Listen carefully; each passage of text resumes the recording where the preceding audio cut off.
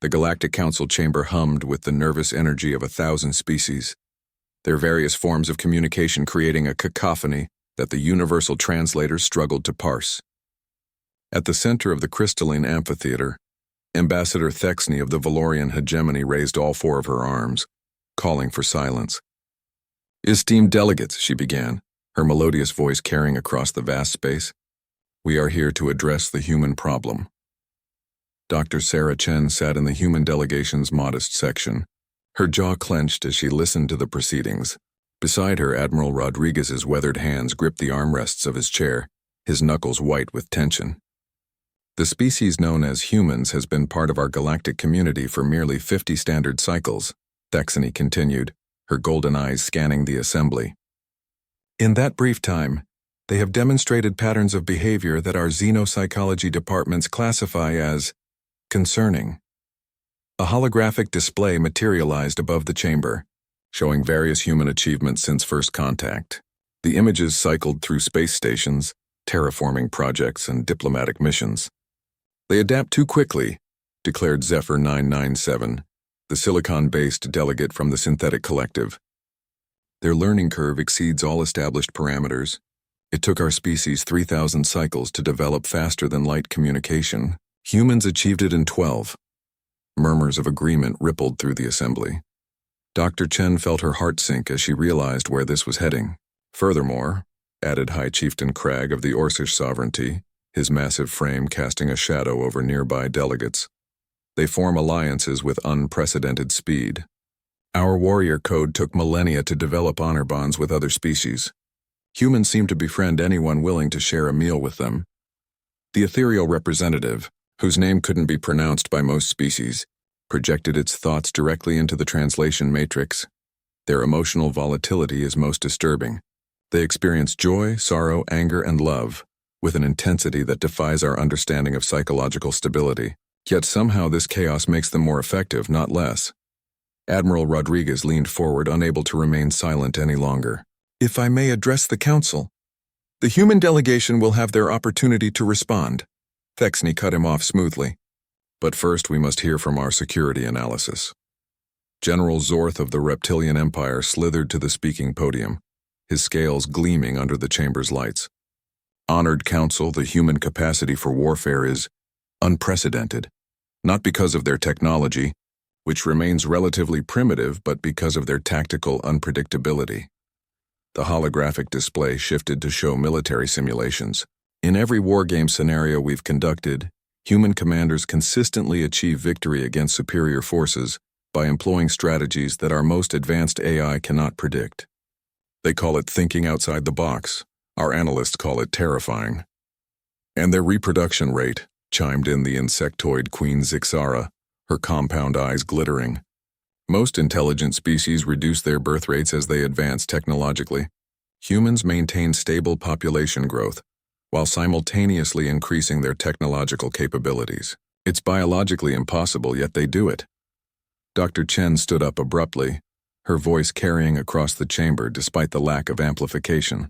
"Council members, may I remind you that everything you're describing as threats are actually the reasons why humanity has been such a valuable addition to the galactic community." The chamber fell silent. Even the ambient humming of the life support system seemed to pause. "Our rapid adaptation helped the Zephyrian colonies survive the plasma storms of Kepler 442b. Our unpredictable tactics broke the siege of Andromeda Station when conventional warfare failed. Our emotional volatility is what drove us to risk our lives saving the ethereal consciousness seeds when their homeworld faced extinction." Admiral Rodriguez joined her, his voice steady and commanding. "You speak of our friendship-forming abilities as if they're a weakness. Yet it was human diplomats who negotiated the peace between the Orcs and the Silicon Collective. It was human mediators who resolved the resource conflicts in the Outer Rim.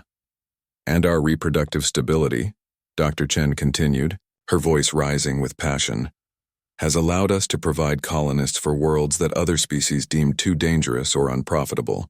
We've turned dead rocks into thriving worlds because we don't give up when things get difficult." Thexney's forearms crossed in a defensive gesture. "You misunderstand our concerns, humans. Your species' capabilities are not in question. It's your potential that worries us." "What potential?" Admiral Rodriguez demanded. The potential that you might decide we're not worthy of sharing the galaxy with you, General Zorth hissed. Your history shows a pattern of dominance over other species on your homeworld. What happens when you become advanced enough to dominate us? The question hung in the air like a toxic cloud. Dr. Chen felt the weight of 1,000 alien gazes upon her, each one tinged with fear and suspicion. Then unexpectedly she began to laugh. The sound was so alien to most of the delegates that several security officers reached for their weapons. But Dr. Chen's laughter wasn't malicious. It was genuinely amused, tinged with a sadness that the universal translators somehow managed to convey. "Don't you see?" she said, wiping tears from her eyes. "You've just proven exactly why humans could never dominate the galaxy. You're afraid of us because we're different, because we don't fit your models and predictions. But instead of trying to destroy us or exile us, you called a council meeting.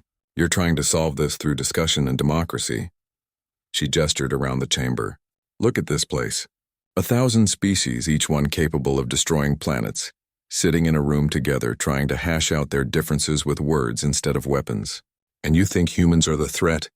Admiral Rodriguez nodded slowly, understanding dawning in his eyes. "We learned from you. Every diplomatic protocol we use, every peaceful resolution we've helped broker, we learned it by watching you. Humanity's greatest threat to galactic dominance isn't our adaptability, or our emotions, or our tactical thinking. It's that we learned your values," Dr. Chen finished. "We learned that cooperation is stronger than competition, that diversity makes us all stronger, that problems are solved through discussion, not destruction. You taught us to be better than our nature." The silence that followed was different from before. It wasn't the silence of fear or anticipation. It was the silence of contemplation. Finally, Thexney spoke, her voice barely above a whisper. "In trying to prove that humans were a threat to galactic civilization, we have instead demonstrated that they have become its greatest champions. The motion to classify humanity as a galactic threat was quietly withdrawn. In its place, the Council passed a resolution to establish the first interspecies cultural exchange program, with humanity serving as the coordinating species." As the delegates filed out of the chamber, Dr. Chen overheard Queen Zixara speaking to her aide. "Perhaps the most dangerous thing about humans isn't that they might conquer us. It's that they might convince us to be better than we ever thought possible." Dr. Chen smiled. "Sometimes the greatest victories came not from proving your strength but from proving your humanity.